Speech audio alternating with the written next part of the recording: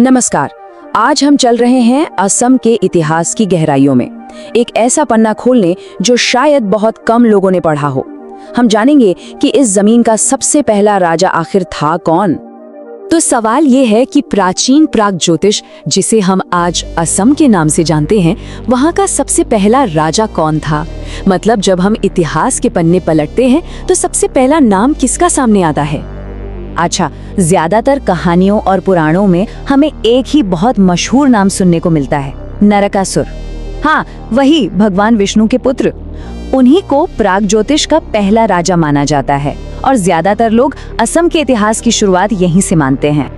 लेकिन कहानी में एक दिलचस्प मोड़ है। क्या हो अगर हम इन पौराणिक कथाओं से थोड़ा हट कर देखें, अगर हम इस जमीन की अपनी भाषा, अपनी परंपराओं की सुने, तो पता है क्या होता है। एक बिल्कुल अलग और शायद कहीं ज्यादा पुरानी तस्वीर सामने आती है।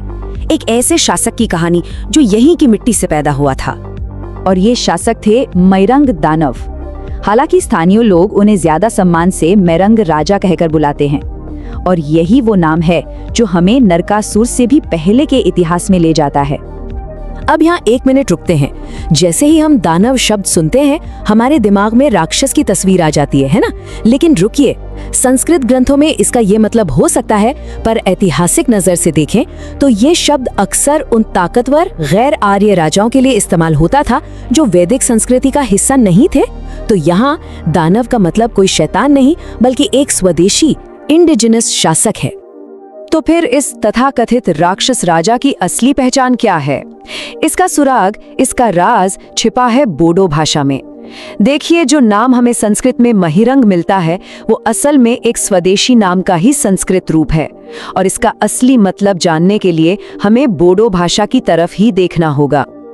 तो चलिए इस नाम को तोड़कर देखते हैं। बोडो भाषा में मय का मतलब होता है चावल या धान, और रंग का मतलब होता है दिव्य या फिर कहें बहुतायत, प्रचुरता। तो मैरंग क्या हुआ? धान की प्रचुरता, यानी मैरंग राजा का मतलब है धान की भूमि का राजा। सोचिए, ये नाम किसी राक्षस का नहीं, बल्कि एक ऐसे राजा का है जिसका राज कृषि पर, समृद्धि पर टिका था। तो सवाल ये उठता है कि ये मैरांग राजा और इनके लोग आखिर थे कौन? पुराने ग्रंथ इन्हें किरात कहकर बुलाते हैं।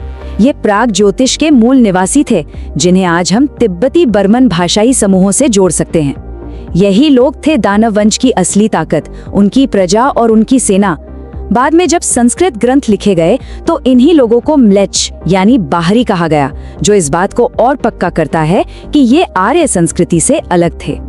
ठीक है, तो हमने नाम का मतलब समझ लिया, लोगों के बारे में जान लिया, पर अब अगला सवाल, ये धान की भूमि का राजा राज कहाँ से करता था? उसकी राजधानी कहाँ थी?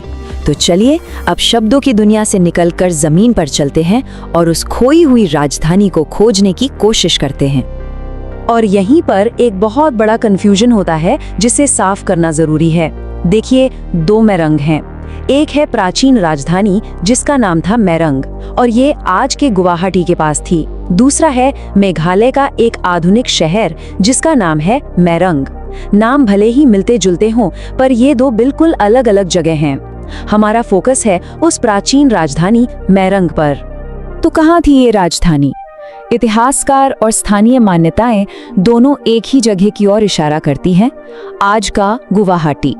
अगर कोई गुवाहाटी शिलोंग रोड पर जाए तो 7वें मील के पास बेल्टोला इलाके में एक पहाड़ी है जिसे आज भी मैरंग पर्वत कहा जाता है। यही वो जगह मानी जाती है जो कभी महिरंग दानव का सत्ता का केंद्र हुआ करती थी। चलिए कहानी को अब आगे बढ़ाते हैं। महिरंग सिर्फ एक अकेले राजा नहीं थे, उन्होंने एक पूरे वंश की, एक डायनेस्टी की नींव रखी थी। और अब हम ये भी देखेंगे कि कैसे एक बड़े टकराव ने इस राजवंश का अंत कर दिया। तो ये था दानव राजवंश। शुरुआत की महिरंग दानव ने, उनके बाद गद्दी पर बैठे हटकासुर, फिर शंबरासुर, उनके बाद रत्नासुर, और इस वंश के आखिरी शासक हुए घटकासुर। एक के बाद एक 5 राजा। ये दिखाता है कि ये कोई छोटा मोटा राज नहीं था, बल्कि एक मजबूत और स्थिर शासन था जो कई पीढ़ियों तक चला। और फिर आया वो मोड़ जिसने सब कुछ बदल दिया। कालिका पुराण बताता है कि इसी आखिरी राजा घटकासुर का सामना हुआ नरकासुर से। पुराण के मुताबिक विष्णुपुत्र नरक ने किरातों के राजा घटकासुर से युद्ध किया, उसे हराया और मार डाला, और बस यहीं पर दानव वंश का अंत हो गया। तो ये बदलाव कितना बड़ा था इसे यहाँ समझते हैं। एक तरफ था दानव राजवंश जो स्वदेशी था, किरात था, जिनका धर्म शायद प्रकृति पूजा पर आधारित था, और दूसरी तरफ आया नरकासुर का भौम राजवंश जो आर्य संस्कृति से प्रभावित था और शाक्त तांत्रिक हिंदू धर्म को मानता था। तो ये सिर्फ एक राजा की जगह दूसरे राजा का आना नहीं था, ये एक पूरी संस्कृति, एक पूरे सिस्टम का बदलना था। तो सबसे जरूरी बात जो यहाँ समझने की है वो ये है कि नरकासुर की जीत सिर्फ एक जंग की जीत नहीं थी। इतिहासकार इसे ब्रह्मपुत्र घाटी के आर्यीकरण या संस्कृताइजेशन की एक बड़ी प्रक्रिया के तौर पर देखते हैं। मतलब ये एक तरह की सांस्कृतिक क्रांति थी जिसने इस पूरे इलाके के शासक वर्ग, धर्म और समाज को हमेशा हमेशा के लिए बदल कर रख दिया। तो सवाल उठता है कि आज के समय में मेहरंग दानव की क्या अहमियत है। देखिए, आज उन्हें बोडो कचारी समुदाय अपने स्वदेशी गौरव का एक बहुत बड़ा प्रतीक मानता है। वो इस जमीन पर अपने सबसे पहले हक के दावे के लिए उन्हें एक फाउंडेशनल फिगर, एक संस्थापक के तौर पर देखते हैं। और यही वजह है कि आज मेहरंग दानव की जगह मेहरंग राजा नाम पर जोर दिया जाता है, ताकि उनके नाम से दानव का वो लेबल हटे और राजा का सम्मान वापस मिले।